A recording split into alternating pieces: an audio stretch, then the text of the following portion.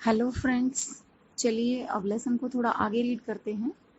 Lesson के काफ़ी सारे 3 से 4 पेजेस मैं पहले वीडियो में एक्सप्लेन कर चुकी हूँ। अब आगे बात कर लेते हैं। अगला अपना टॉपिक है second topic, the making of nationalism in Europe. ठीक है, यूरोप में किस तरह से राष्ट्रवाद का उदय हुआ था उसके बारे में हम पढ़ेंगे। If you look at the map of mid 18th century Europe, you will find that there were no nation states we know as we know them today. अगर आप पुराना अपना कोई मैप उठा के देखेंगे 18वीं शताब्दी का, तो उसमें आपको राष्ट्र राज्य नहीं मिलेंगे जैसे कि आज हम देख पा रहे हैं। What we know today as Germany, Italy and Switzerland were divided into kingdoms, duchies and cantons whose rulers had their autonomous territories. जो आज हम देख रहे हैं, जिन्हें आज हम जर्मनी, इटली और स्विट्जरलैंड के रूप में जानते हैं, वो उस समय राजशाहियों और कैंटनों और डचियों में बटे हुए थे। यानी इनके 3 अलग अलग कैटेगरीज थी। राजशाही अलग थे, डचीज अलग थे और कैंटनीज अलग थे, जिनके शासकों के खुद के स्वशासन थे, अपने खुद के स्वशासन वाले क्षेत्र थे। इसके बाद है eastern and central Europe were under autocratic monarchies within the territory of which lived diverse peoples।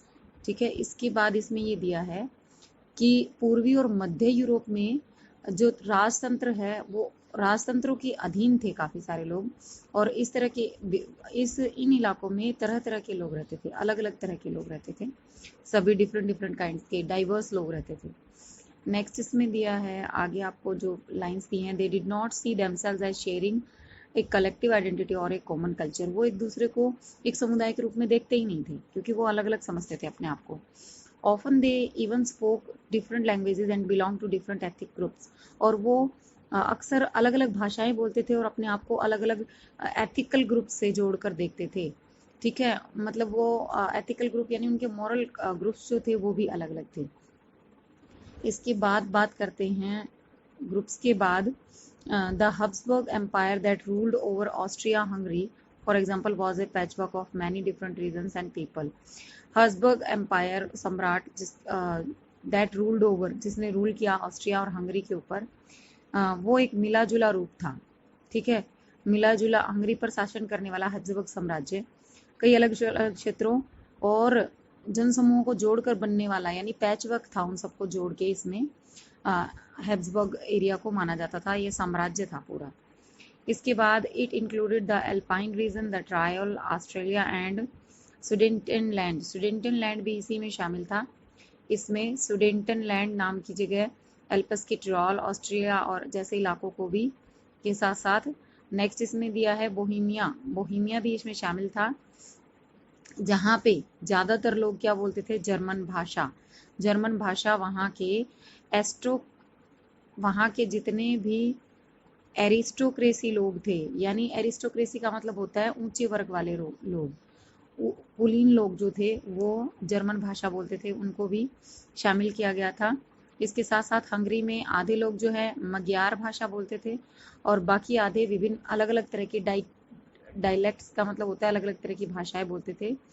गलीसिया में कुलीन वर्ग पोलिश भाषा बोलता था। ठीक है, इसके बाद ये जितने भी प्रभावशाली समूह हैं, इनके अलावा हब्सबर्ग साम्राज्य की सीमा रेखाओं के भीतर बहुत सारे ऐसे लोग थे जो अधीन अवस्था में रहते थे। ठीक है, ये 3 जो है काफी डोमिनेंट ग्रुप्स थे। इनके अलावा जो थे उनको बताया गया है। पूर्व में कौन कौन थे, पूर्व में थे, उत्तर में थे और दक्षिण में थे। इनको अलग अलग बताया गया है, अलग अलग इनको समझाया गया है 3 ग्रुप्स कैसे थे। उत्तर में बोहेमियन और स्लोवाक कार्निलोवा में स्लोवेन्स और दक्षिण में क्रोएट और पूर्व की तरफ ट्रांसलेवेनिया। ठीक है, ट्रांसलेवेनिया पूर्व में एक जगह है, वहां पे रहने वाले रोमन लोग, ये एक अलग ग्रुप था, और दक्षिण में क्रोएट का अलग ग्रुप था। ठीक है, ये जो सारे ग्रुप्स थे इनके बारे में इसमें बताया गया है। Such different groups differences did not easily promote a sense of political unity. The only tie binding these diverse groups together was a common allegiance to the emperor.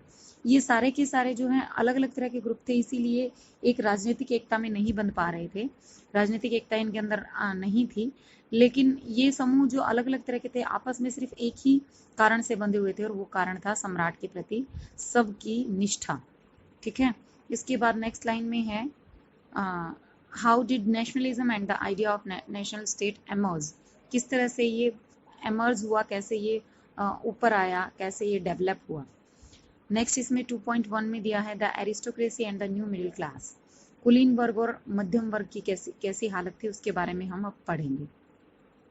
Socially and politically a landed aristocracy was the dominant class on the continent। अगर हम सामाजिक और राजनीतिक तरीके से देखें तो जितना भी कुलीन वर्ग था वो राज कर रहा था पूरे के पूरे कॉन्टिनेंट, यूरोप कॉन्टिनेंट पे।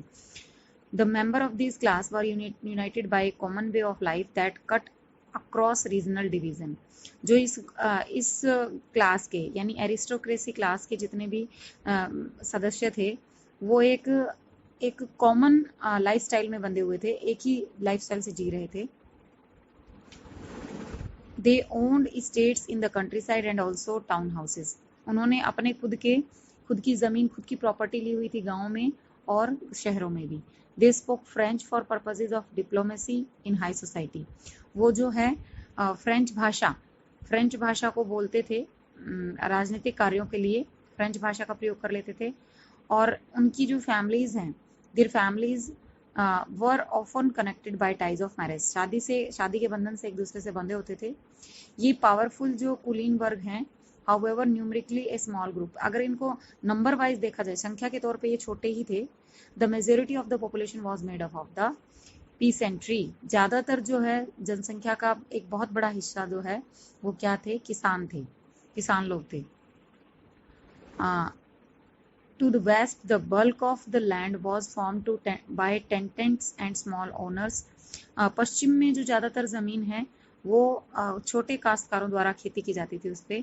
और बात करें हम अगर ईस्टर्न लैंड की और सेंट्रल यूरोप की, तो the pattern of land holding was characterized by vast states which was cultivated by serfs। अगर पूर्व की बात करें तो वहाँ पे पूर्व में और मध्य यूरोप में जो बड़े बड़े भूमि के मालिक हैं वो उन्होंने अपनी भूमि जो है उस पर खेती किससे करवा रहे थे, वो दासों से करवा रहे थे जो भूमि पे नौकर बन के काम करते हैं। नेक्स्ट हाँ, ये सर्फ्स आ गया। इसके बाद अगर हम आगे इसमें